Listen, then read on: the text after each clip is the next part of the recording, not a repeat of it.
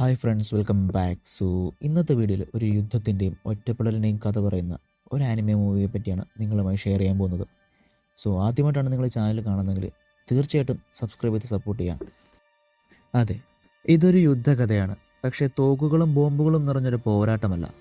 ഇത് രണ്ട് കുഞ്ഞു മനസ്സുകളുടെ ജീവൻ നിലനിർത്താൻ ശ്രമിക്കുന്ന അനുഭവങ്ങളുടെയും അവകാശങ്ങൾ നിഷേധിക്കപ്പെട്ട ഒരു കാലഘട്ടത്തിൻ്റെയും കഥയാണ്. ജാപ്പനീസ് ആനിമേഷൻ ലോകത്തെ അതിമനോഹരമായ ഒരു തൂകൽ, grave of the fireflies. 1945 Japan രണ്ടാം ലോക മഹായുദ്ധത്തിന്റെ അവസാനം അമേരിക്കൻ ഫൈറ്റർ വിമാനങ്ങൾ ജപ്പാൻ നഗരങ്ങൾ തീപിടിച്ച് തകർക്കുന്നു. ആ ആസൂത്രിതമായ നാശത്തിൽപ്പെട്ടവരാണ് നമ്മുടെ കഥയിലെ കഥാപാത്രങ്ങളായിട്ടുള്ള സെയ്തയും സെറ്റ്സുക്കോയും.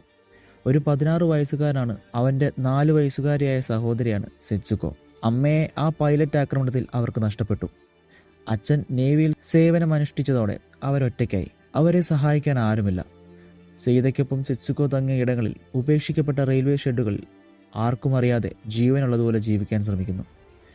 അവർക്കുള്ള ഏറ്റവും വലിയ ശത്രു യുദ്ധമല്ല, ഒറ്റപ്പെടലാണ്. ഒരു രാത്രി സെറ്റ്സുക്കോ വീടിനുള്ളിൽ കൊണ്ടുവന്ന മിന്നാമിനുങ്ങുകൾ അവളുടെ മനസ്സിലെ വെളിച്ചമാണ്. പക്ഷേ അടുത്ത ദിവസം അതെല്ലാം മരിച്ചു കിടക്കുന്നത് കണ്ട് അവൾ ചോദിക്കുന്നു, അവർക്കെന്താണ് സംഭവിച്ചത് സെയ്ത? അത് സെയ്തയുടെ നിശബ്ദതയിലേക്കാണ് നമ്മളെ നയിക്കുന്നത്. അവരുടെ ജീവിതവും ആ മിന്നാമിനുങ്ങളെപ്പോൾ തന്നെ വേഗത്തിൽ അണഞ്ഞുകൊണ്ടിരിക്കുന്നു. അവളുടെ ക്ഷീണിച്ച ചിരിയും സെയ്തയുടെ പുഞ്ചിരിക്കാൻ പറ്റാത്ത മുഖവും നമ്മുടെ മനസ്സിനെ പിടിച്ചു കുലുക്കുന്നു. ഗ്രേവ് ഓഫ് ദ ഫയർഫ്ലൈസ് ഒരു സിനിമ മാത്രമല്ല, അതൊരു ജീവിതമാണ്. വാക്കുകളിൽ ചുരുക്കാൻ കഴിയാത്ത ഒരനുഭവം. ആ കാണാതായ തലമുറയുടെ തീവ്രമായ ഓർമ്മ ഒറ്റ ചിത്രം കൊണ്ട് മനസ്സിൻ്റെ നടുക്കത്തിൽ വിടർച്ചയുണ്ടാക്കുന്നു. നിങ്ങൾ ഇതുവരെ ഗ്രേവ് ഓഫ് ദ ഫയർഫ്ലൈസ് കണ്ടിട്ടില്ലെങ്കിൽ ഒരിക്കൽ മാത്രം ഈ സിനിമ കാണുക. മറക്കാനാവാത്ത ഒരനുഭവമായി മാറിയിരിക്കും. ഇത് വെറും കഥയല്ല, ഒരു വേദനയുടെ ശബ്ദമാണ്. ഈ ഒരു മൂവി ഒറ്റത്തവണ മാത്രമേ കാണാവൂ എന്ന് ഞാൻ പറഞ്ഞതിൽ 2 കാരണങ്ങളുണ്ട്. ഒന്ന്, ഇതൊരു മസ്റ്റ് വാച്ച് മൂവിയാണ്. 2, എൻ്റെ ഒരു പേഴ്സണൽ എക്സ്പീരിയൻസ് ആണ്. പൊതുവേ ഇമോഷണലി ഡൗൺ ആയിട്ടിരിക്കുന്ന സമയത്ത് ഞാനൊരു മൂവിയോ സീരീസോ എടുത്ത് കാണുന്നൊരു വ്യക്തിയാണ്.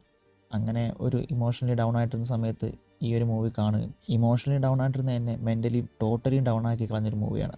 അതിൽ നിന്ന് റിക്കവർ ആകാൻ തന്നെ ഒരു ദിവസത്തോളം എനിക്ക് എടുക്കേണ്ടി വന്നു. അതുകൊണ്ട് തന്നെയാണ് ഞാൻ പറഞ്ഞത് ഈ ഒരു മൂവി ഒറ്റത്തവണ മാത്രമേ നിങ്ങൾക്ക് കാണാൻ സാധിക്കൂ, അല്ലെങ്കിൽ ഒറ്റത്തവണ മാത്രമേ നിങ്ങൾ കാണൂ എന്ന്. ഈ ഒരു മൂവി കണ്ടിട്ടുള്ളവർ ആ ഒരു മൂവി കണ്ട സമയത്ത് നിങ്ങൾക്ക് എന്താണ് തോന്നിയെന്നുള്ളത് let me know in comments.